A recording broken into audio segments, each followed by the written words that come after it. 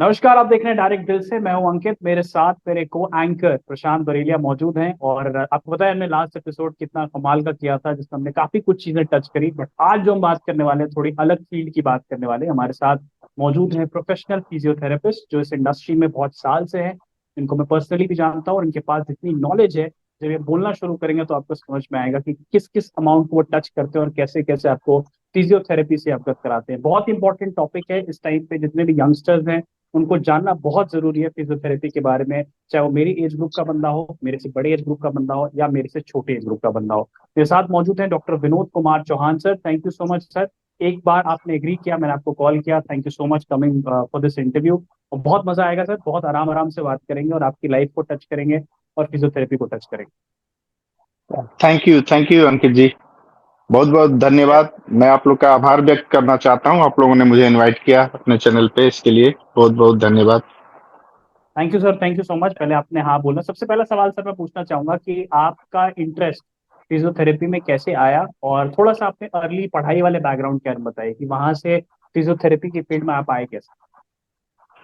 अच्छा, बेसिकली देखिए, फिजियोथेरेपी के फील्ड में आने के लिए इसके पीछे रीजन ये है कि मैं सोच रहा था कि मैं कुछ ऐसा करना चाहता था जिससे मैं डायरेक्टली लोगों के साथ इंटरेक्ट हूँ, डायरेक्टली लोगों के साथ जुड़ूं, उनकी समस्याओं को समझ सकूं, और जो मेरे पास जो स्किल हो, नॉलेज हो, जो जिससे मैं उनको हेल्प कर सकूं।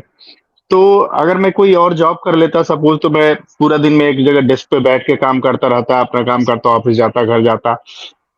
तो मुझे लगा, जब मैं फिजियोथेरेपी के बारे में देखा, तो मुझे ऐसे लगा कि ये मेरे लिए बहुत सुटेबल अच्छी जॉब है, जो मैं अच्छे से कर सकता हूँ। और इसमें क्या कि मैं लाइक लोगों की अच्छे से हेल्प भी कर पाऊंगा, इंटरेक्ट होऊंगा, मतलब मैं थोड़ी अपनी लाइफ को थोड़ा इंटरेस्टिंग करना चाहता था, और जो लोगों के बीच में रह के काम करूं। ऐसा नहीं कि एक जगह बैठ के एक डेस्क जॉब टाइप का मुझे काम नहीं करना था, इसलिए मैंने ये चुना। और दूसरी चीज, इस प्रोफेशन में रह के लोगों को हम हर एज ग्रुप के लोगों को हेल्प कर सकते हैं, चाहे वो बच्चा हो, चाहे यंग हो, चाहे ओल्ड एज का हो। तो इस वजह से मैं इस प्रोफेशन में आया। और ऑब्वियसली अब देखिए, क्योंकि मेडिकल फील्ड में आप देखेंगे तो हर हर छोटा सा फीवर हो, छोटी प्रॉब्लम को लेके, चाहे कोई इंजरी हो जाए, चाहे हर तरह की प्रॉब्लम के लिए लोग मेडिसिन खाते हैं। तो कहीं ना कहीं देखिए, मेडिसिन से दूर करने के लिए अगर फिजियोथेरेपी ऐसा प्रोफेशन है कि हम अपने हाथों से लोगों को काफी सारी समस्याएं हल कर सकते हैं विदाउट गिविंग एनी मेडिसिन। जो हमारे अंदर खुद ही जो हीलिंग की कैपेसिटी है, उसको हम इनहेंस करते हैं। यस तो सर। इस वजह से मैं इस फील्ड में आया जी। अच्छा सर, अगला सवाल है जो मुझे लगता है सबके मन में होगा जो ये वीडियो देखेंगे, जो थेरेपिस्ट बनना चाहते हैं। क्या प्रोसेस है सर, एक फिजियोथेरेपिस्ट बनने का प्रोसेस क्या है? क्या पढ़ाई करनी पड़ती है, कैसे इंटर्नशिप करनी देखिए, पड़ती है, कैसे एक प्रोफेशनल फिजियोथेरेपिस्ट बनता है? या फिजियोथेरेपिस्ट बनने के लिए इंडिया में अगर हम बात करें तो देखिए, जो इसकी एलिजिबिलिटी है वो +2 है। +2 करने के बाद अब गवर्नमेंट ने ऐसा रूल बना दिया है कि आप नीट का एग्जाम पहले क्वालिफाई करेंगे।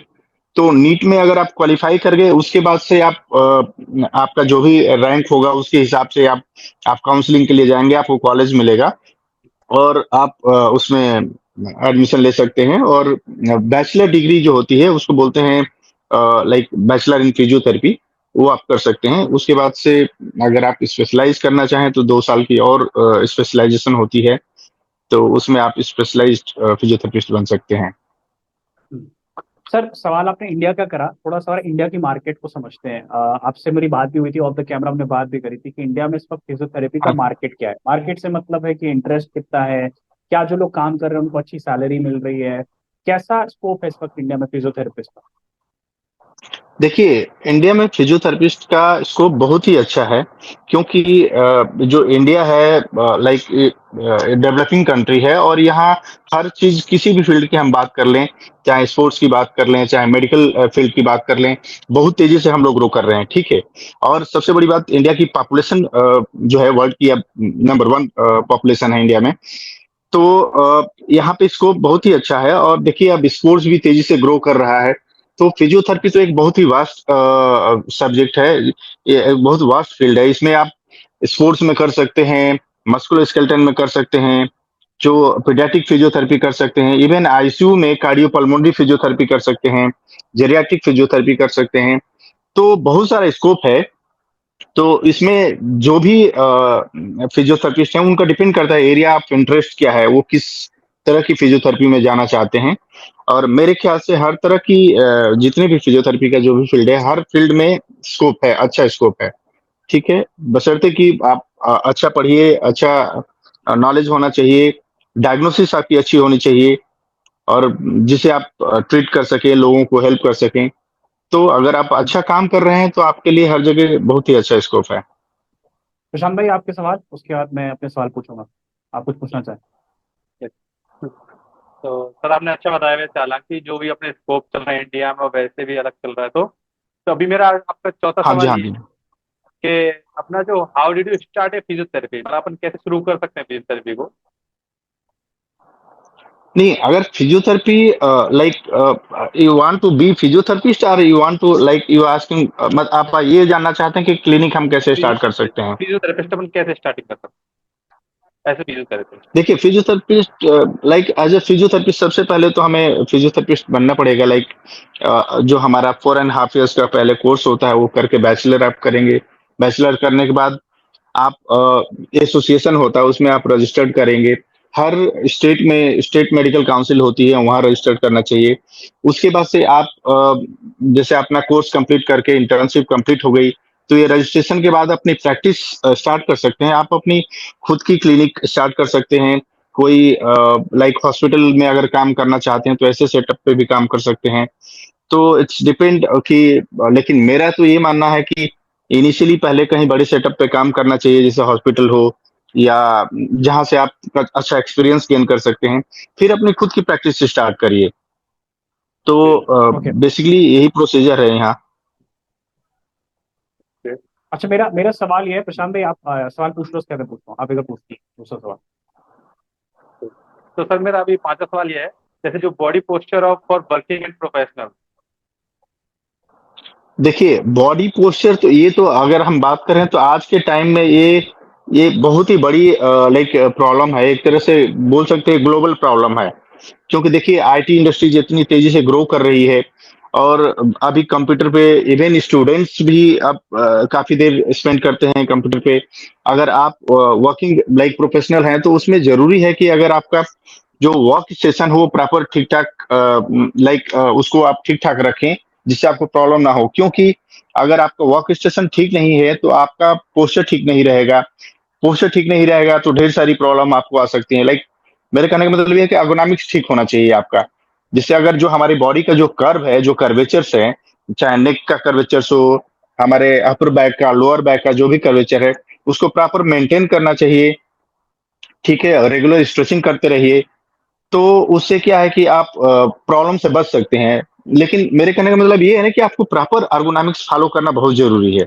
और अर्गोनॉमिक्स की अगर हम बात करें तो जैसे अगर आप बैठे हैं कहीं भी, तो एक सिंपल सा कुछ टिप्स हैं जो याद रखना चाहिए। जैसे जहां भी आपका वर्क स्टेशन है वहां पे सपोज मैं बात कर रहा हूँ, जैसे कि किसी की हाइट मान लीजिए 71 इंच 72 इंच ऐसे है, तो उसके लिए अगर हम अर्गोनॉमिक्स की बात करें तो जहां पे वो बैठ के काम करता है, चेयर जो है, तो चेयर की अगर हाइट जमीन से हम बात करें तो उसकी हाइट जो होती है 17.5 इंच के आसपास ऐसा होना चाहिए।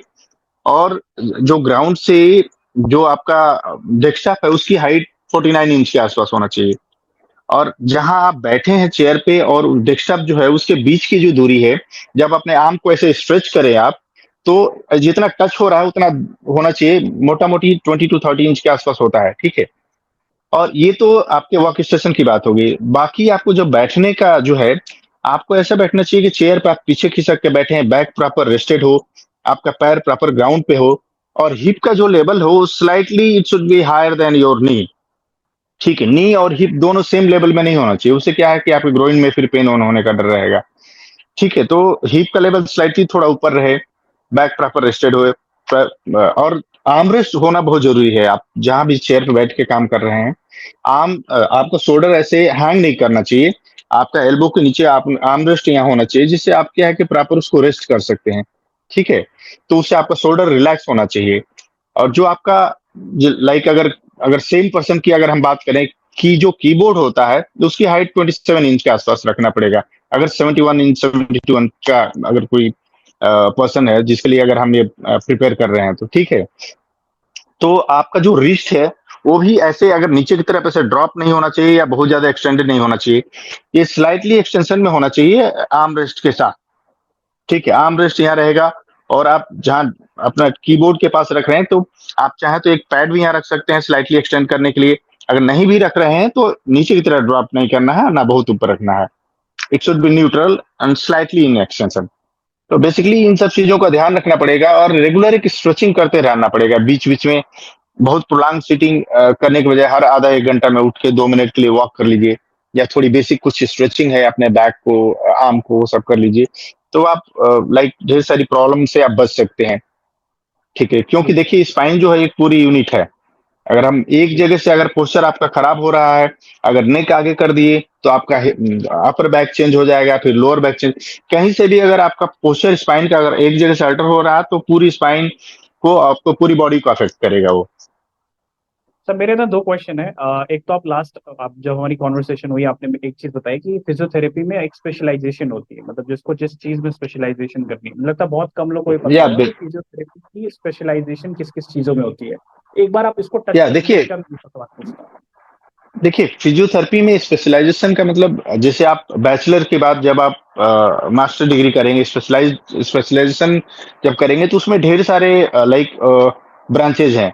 जैसे अगर हम बात करें, जैसे अगर आप मस्कुलर स्केलेटन में जाना चाहते हैं तो मस्कुलर स्केलेटन में जैसे आप कोई भी आर्थो की प्रॉब्लम हो या मस्कुलर स्केलेटन की कोई भी प्रॉब्लम हो उसको आप ट्रीट कर सकते हैं।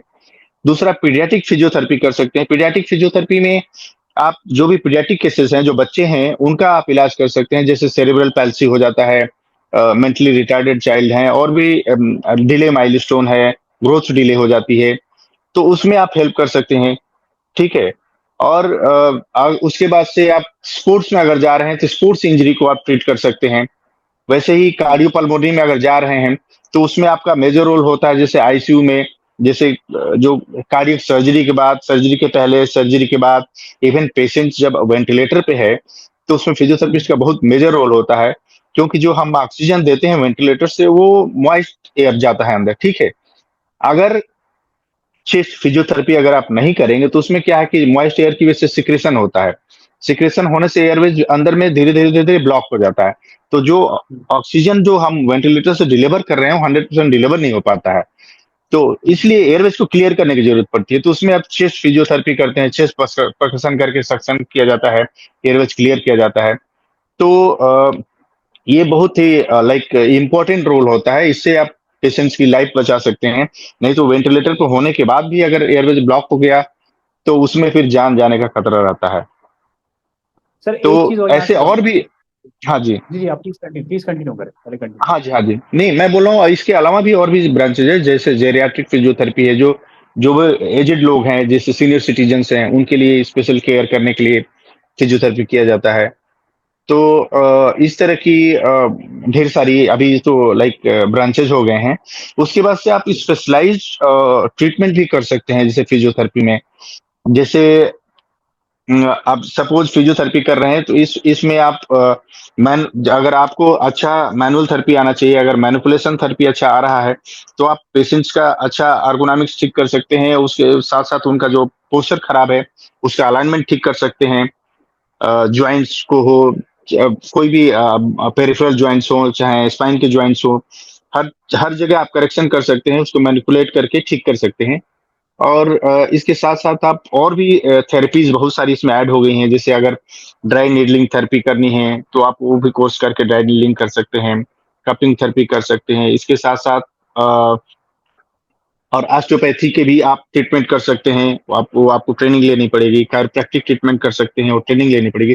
टेक्निक यूज कर सकते हैं। You won't be chiropractor but you can use chiropractic technique, like chiropractors are using physiotherapist technique. So you can do these all things and like you can like enhance your knowledge। और उसके बाद से आप अपने आप को upgrade कर सकते हैं और लोगों की ज्यादा से ज्यादा मदद कर सकते हैं।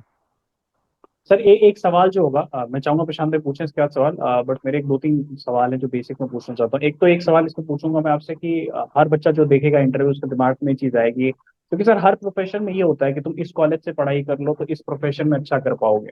जैसे मास कम्युनिकेशन किसी को हम्म, करनी है तो सजेस्ट करता है Indian institute of mass communication चले जाओ। किसी को एक्टिंग सीखनी है तो national school of drama suggest कर दिया जाता है। या फिजियोथेरेपी में कॉलेज बिल्कुल। का कोई इम्पोर्टेंस है, या किसी भी कॉलेज से आप आ, फिजियोथेरेपिस्ट कर लो? देखिए किसी भी प्रोफेशन में अच्छे कॉलेज का बहुत मेजर लाइक इम्पोर्टेंस होता है। अच्छी जगह से पढ़ना और अच्छा पढ़ाई करना बहुत जरूरी है। इवन फिजियोथेरेपी में भी बहुत सारे अच्छे कॉलेजेस हैं। वैसे तो मैक्सिमम कॉलेजेस अच्छे हैं, लेकिन आप जैसे कुछ कॉलेजेस हैं, जैसे आप उड़ीसा में एक निरतार है, कोलकाता में है एनआईओएच, और ऐसे अगर दिल्ली के अंदर हम बात करें तो जामिया मिलिया इस्लामिया है, अच्छा इंस्टीट्यूट वो भी है। और बाकी मौलाना आजाद के साथ है एक कॉलेज, दयानंद कुछ करके है। पूरा मुझे लाइक उसका अभी नाम नहीं पता है, मतलब याद नहीं आ रहा है। दूसरा जामे हमदर्द है, वो भी अच्छा है। और नॉर्थ इंडिया में और भी अच्छे इंस्टीट्यूट है, जैसे देहरादून में एसवीएस यूनिवर्सिटी है, उसमें फिजियोथेरेपी कॉलेज बहुत अच्छा है। साउथ की बात करें तो doctor MGR medical university, one of the best like university which is like running physiotherapy courses. Manipal है। तो इस तरह से हर एरिया में अच्छे कॉलेजेस हैं, ठीक है। हम्म, लेकिन अगर गवर्नमेंट फिजियोथेरेपी कॉलेजेस की बात करें तो इंडिया में बहुत कम है, हम्म, ठीक है। लाइक जैसे अब हम एम्स की बात करें तो एम्स इतना बड़ा इंस्टीट्यूट है, वहाँ फिजियोथेरेपी हम्म, ट्रीटमेंट भी होगा आपको, लेकिन फिजियोथेरेपी कॉलेज नहीं है वहाँ। तो कॉलेज नहीं है। इस तरह का लाइक गवर्नमेंट सेक्टर में बहुत ज्यादा कॉलेजेस नहीं है, हम्म। ठीक है, चलिए पर ठीक है, जो राम भाई। है दो चार बहुत अच्छे हैं। हम्म। जी, राम भाई। सर बीएचयू में भी है ना? हाँ, बीएचयू में भी है, लेकिन मैं अभी जैसे दिल्ली एम्स की बात किया हूँ तो यहाँ पर अभी नहीं है। पर आपको ट्रीटमेंट तो होता है, डिपार्टमेंट है, पर कॉलेज नहीं है, कोर्स नहीं कराया जाता है। हाँ भाई बोलिए आप। सर मेरा जो सवाल है वो, हाँ मेरा सवाल ये है कि देखिए सर, फिनांस एक बहुत बड़ा रोल प्ले करता है जब आप किसी प्रोफेशन में जाते हाँ जी। हैं। डेफिनेटली आपके काम के प्रति आपका समर्पण, आपकी स्किल्स इंपॉर्टेंट है, बट आप कितना अर्न करते हैं वो भी बड़ा मैटर करता है। और अर्निंग डिपेंड करती है इस इंडस्ट्री पे कि आप किस इंडस्ट्री में हैं, उस बिल्कुल इंडस्ट्री की डिमांड कितनी है, उसकी मार्केट कितनी है। तो जो मेरा सवाल, मैं सीधा पॉइंट बिल्कुल। पर आता हूँ, ये है कि फिजियोथेरेपी का फिनेंशियल मार्केट क्या है इंडिया में। दूसरा, फिजियोथेरेपिस्ट की अगर हम बात करते हैं, अगर कोई बंदा यूएस में फिजियोथेरेपिस्ट तो ऑब्वियसली हमसे ज्यादा कमाएगा, बट पे स्केल में या कितना डिफरेंस, और इसमें कैसे बहुत डिफरेंस को डिफरेंस है। आकलन किया जाता है? जी। देखिए बहुत बहुत मेजर डिफरेंस है। देखिए फिजियोथेरेपी में क्या है कि अभी देखिए जब आप पढ़ाई करने जाएंगे तो यू हैव टू स्टडी, मतलब पूरा मेडिकल साइंस आपको पढ़ना पड़ेगा। इट्स इक्विवेलेंट टू एमबीबीएस, सारे सब्जेक्ट्स आपको पढ़ने हैं। मेडिसिन भी पढ़ेंगे, सर्जरी भी पढ़ेंगे, सब कुछ पढ़ेंगे, लेकिन प्रैक्टिस आप फिजिकल मेडिसिन की करेंगे, फिजियोथेरेपी की करेंगे। उसमें एक्सरसाइज थेरेपी हो गया, जैसे मैनिपुलेशन थेरेपी हो गया, इलेक्ट्रोथेरेपी हो गया, जिसमें इलेक्ट्रोथेरेपी बहुत वास्ट है, उसमें ढेर सारी बहुत सारी थेरेपीज हैं। तो बेसिकली प्रैक्टिस ये करना है। लेकिन जब हम पे स्केल की बात करते हैं तो वहां पे आके लाइक एक तरह से मैं बोलूंगा कि गवर्नमेंट बहुत नाइंसाफी कर रही है फिजियोथेरेपिस्ट के साथ, समझ रहे हैं। इंडिया में पे स्केल बहुत अच्छा नहीं है, लेकिन जो अच्छे फिजियोथेरेपिस्ट हैं वो बहुत अच्छा अर्न करते हैं, ठीक है। तो इसमें अगर हम बात करें अगर स्टार्टिंग की, तो लाइक फ्रेशर अगर कोई ज्वाइन कर रहा है तो it's very from 20 to 35,000 per month, अगर कोई हम्म, पास आउट होके आया फ्रेशर ज्वाइन कर रहा है। अब मान लीजिए 5 साल का अगर एक्सपीरियंस हो गया तो ये 60-70,000 तक वो कमा सकता है। अगर उससे ऊपर का है तो 1 लाख और प्लस, जितना एक्सपर्ट है और जितना एक्सपीरियंस होता जा रहा है, जितना अच्छा काम कर रहा है, तो उसमें तो लाइक कोई लिमिट नहीं है, वो आप कितना भी कमा सकते हैं, इट्स डिपेंड्स। पर जो जो इनिशिएट करना है उस टाइम थोड़ा सा ये है कि फिजियोथेरेपिस्ट की सैलरी थोड़ी कम है शुरू करने के लिए। हम्म। तो इंडिया में ओके। ये है। लेकिन अगर हम बात करें सपोज मान लीजिए किसी बाहर की, जैसे हम डेनमार्क की बात कर रहे हैं, तो वहाँ पर एनएम की अगर हम बात करें तो वो ईयरली वहाँ पे कम से कम 70 lakhs का ऐसे पैकेज होता है। यूएस की बात करें तो वहाँ 90 टू मतलब 85, 90, 95 तक का ऐसा पैकेज होता है। तो इंडिया हम्म, में अभी लोग धीरे धीरे अवेयर हो रहे हैं और ये ग्रो कर हम्म। रहा है प्रोफेशन। तो आने वाले टाइम में आई एम श्योर कि यहाँ भी इंडिया भी बहुत अच्छा करेगा, यहाँ भी फिजियोथेरेपिस्ट अच्छा करेंगे, ग्रोथ भी अच्छी होगी। तो मेरे दो क्वेश्चंस रह गए प्रशांत भाई, anything you want to ask, कुछ पूछना चाहोगे आप अभी, कोई सवाल आपके मन में? नहीं नहीं, अपना ऐसा कुछ नहीं, अभी कंप्लीट हो गया सर काम। हाँ। ओके। ओके ओके, तो मैं सर सबसे पहले ये जानना चाहूंगा आपसे, फ्यूचर क्या है फिजियोथेरेपी का इंडिया में? जैसे आप बता रहे हो कि वर्किंग प्रोफेशनल्स हो चाहे बच्चा हो, हर हम्म, किसी को अब जरूरत है फिजियोथेरेपी की। बिल्कुल। फ्यूचर क्या आसपास है? अगर मैं आज से देखिए 10 साल बाद प्रेडिक्ट करूँ तो क्या देखिए फ्यूचर आता देखिए अब फिजियोथेरेपिस्ट की का फ्यूचर तो आई मीन बहुत ब्राइट है इंडिया में। जैसे मैं बता रहा हूँ कि बच्चे से लेके बूढ़े तक सबको जरूरत पड़ती है फिजियोथेरेपी ट्रीटमेंट की, ठीक है। और फिजियोथेरेपी लाइक एक बहुत अहम हिस्सा है हेल्थ इंडस्ट्रीज की, ठीक है। अगर जैसे अब मैं एग्जांपल दे रहा हूँ, आप अगर आज 20 साल पहले चले जाइए, 20-25 साल पहले, तो अगर किसी को पैरालिसिस हो जाता होगा तो आप देखते होंगे पूरी जिंदगी वो पैरालाइज टेढ़ा ही रह जाता था, मतलब कभी सीधा होके एक नॉर्मल इंसान की तरह नहीं चल सकता था। आज के डेट में देखिए किसी को पैरालिसिस हो जाए, आप 6 महीने 1 साल में देखेंगे बिल्कुल नॉर्मल हो जाता है इंसान, बिल्कुल नॉर्मल वॉक करता है, उसको कोई भी लाइक आप देख के मतलब आप नहीं बोल सकते कि इसकी इतनी खराब स्थिति थी, ठीक है। अब जैसे अ, अंकित जी आपका मेरे ख्याल से कैमरा टिल्ट हो गया है। इस तरह कंटिन्यू है? कंटिन्यू, हाँ तो हो गया। हाँ ठीक है। तो दूसरी चीज, जैसे अगर दूसरा एग्जांपल मैं आपको दे दूं, किसी का पहले फ्रैक्चर हो जाता था, पहले देखिए देखिए ऑर्थोपेडिक सर्जन तब भी होते थे, तब भी सर्जरी होती थी, क्योंकि तब लेकिन फिजियोथेरेपी नहीं होती थी। तो उसमें क्या होता था कि किसी का अगर फ्रैक्चर हो गया तो सर्जरी करने के बाद भी वो लंगड़ा ही रह जाता था। देखिए सर्जरी उस पूरा बिल्कुल नॉर्मल वॉक नहीं कर सकता था, वो पता चल ही जाता था कि टूट गया था, फ्रैक्चर हुआ था, इलाज हुआ, लेकिन तो अब देखिए अब फिजियोथेरेपी होती है, आपका फ्रैक्चर हो जाए चाहे मल्टीपल फ्रैक्चर हो जाए and you will be normal, आप बिल्कुल एक नॉर्मल इंसान की तरह वॉक करेंगे। तो ये फिजियोथेरेपी का रोल है जिसकी वजह से ये सब आपको चेंजेस देखने को मिल रहे हैं, ठीक है। तो फिजियोथेरेपी का स्कोप इंडिया में और पूरे वर्ल्ड में ग्लोबली बहुत ज्यादा है। और अब देखिए और ये कंटिन्यूअस ग्रो करता जा रहा है। और इंडिया में जैसे जैसे लोग अभी जैसे कि अगर हम बात करें तो रूरल एरिया में लोगों को अभी इतना अवेयर नहीं है, पर जैसे जैसे ये अवेयरनेस बढ़ेगी इसका स्कोप Yes, sir. बढ़ता जाएगा। और गवर्नमेंट को भी थोड़ा सीरियसली इसमें इसको लेना चाहिए, और हर प्राइमरी हेल्थ केयर से लेके हर जगह फिजियोथेरेपिस्ट की पोस्टिंग करनी चाहिए। तो उससे क्या है कि गवर्नमेंट सेक्टर में भी काफी स्कोप बढ़ जाएगा। सर लास्ट क्वेश्चन, फटाफट क्लोजिंग रिमार्क्स आपके लेना चाहूंगा। मैंने और प्रशांत ने एक नया चैनल शुरू किया है और हमेशा हमारी जो प्रॉब्लम है लोकल हीरोज को आइडेंटिफाई करना, जो अपनी फील्ड में बहुत अच्छा कर रहे हैं और उनको उनकी स्टोरीज लोगों तक पहुंचनी चाहिए, इसलिए हमने ये चैनल बनाया डायरेक्ट दिल से। इसलिए नाम भी डायरेक्ट दिल से रखा है कि जो डायरेक्ट दिल से बात आए वो निकले यहाँ पर। तो आप आपके साथ हम यानी एपिसोड करा, हमारी उम्मीद है कि हम आगे भी और एपिसोड्स करें। क्लोजिंग रिमार्क्स सर नहीं, क्या आप देना लोग चाहेंगे बहुत अच्छा फिर काम कर आपसे रहे हैं। बात करके, और फिजियोथेरेपी के लिए कोई मैसेज लास्ट?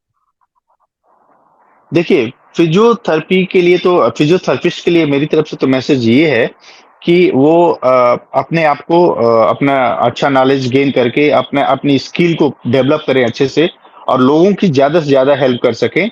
और जितना ज्यादा अपनी स्किल को डेवलप करेंगे उतना अच्छे तरीके से हेल्प कर पाएंगे लोगों को, ठीक है। तो ये करें और अपने आप को प्रूफ करें। और उनकी जरूरत है, आई मीन मैं मेरे अगर मैं ऐसे बोलूं तो ऑलमोस्ट मैक्सिमम लोगों को उनकी जरूरत है, चाहे एक जी बच्चा हो, चाहे एक वॉकिंग कोई प्रोफेशनल्स हो, चाहे ओल्ड एज पर्सन हो, सबको उनकी जरूरत है। तो इसलिए क्योंकि उनकी डिमांड बहुत ज्यादा है और उनसे एक्सपेक्टेशन लोगों की बहुत ज्यादा है, इसलिए उनको मेरी तरफ से ये है कि लाइक अपने आप को बिल्कुल स्ट्रांग करें अपने फील्ड में, और ज्यादा से जी ज्यादा लोगों की मदद करें, और खुद भी ग्रो करें, और लोगों को की लाइफ में चेंजेस लाएं, क्वालिटी ऑफ लाइफ लोगों को प्रोवाइड करें। कि जो लोग जी क्योंकि फिजियोथेरेपिस्ट देखिए जिसको ट्रीट करते हैं, लाइक कोई ऐसा आदमी है जो डिसेबल्ड है, जो चल नहीं पा रहा जी है या जिसको बहुत तकलीफ है, उसको अगर बिल्कुल नॉर्मल करके भेजते हैं तो उसको कितनी खुशी मिलती है, ठीक है। तो उसकी क्वालिटी ऑफ लाइफ चेंज हो जाती है, उसका पूरा जीने का तरीका ही चेंज हो जाता है। तो जी। उनका बहुत बड़ा मेजर रोल है। तो मेरा यही कहना है कि अपने आप को बिल्कुल बूस्ट करो और ज्यादा से ज्यादा लोगों की मदद करो। Thank you sir, thank you so much for doing this interview. Future धन्यवाद में भैया। जरूर फिर मिलेंगे, फिर करेंगे। Thank you thank Prashant you भाई, जी, thank thank you you very very much. Much. आप सभी लोग चैनल को सब्सक्राइब थैंक यू। करिए और ये वीडियो जरूर देखिएगा। Thank you sir, thank you so much. Thank you. Thank you sir. बिल्कुल, मैं भी ये चाहूंगा आप लोगों का चैनल तेजी से ग्रो करे, आप लोग बहुत अच्छा काम कर रहे हैं। और थैंक यू सर। ज्यादा से ज्यादा लोगों की चीजों को आप लाइए सामने, जो बहुत सारी जी चीजें जो लोग लाइक ऐसे डायरेक्टली विदाउट मतलब इस तरह की मीडियम होना चाहिए जिससे काफी चीजें जो लोगों को नहीं पता है वो पता चलेगी। बहुत बहुत जी धन्यवाद जी। Okay. Thank you sir, thank you. Thank you.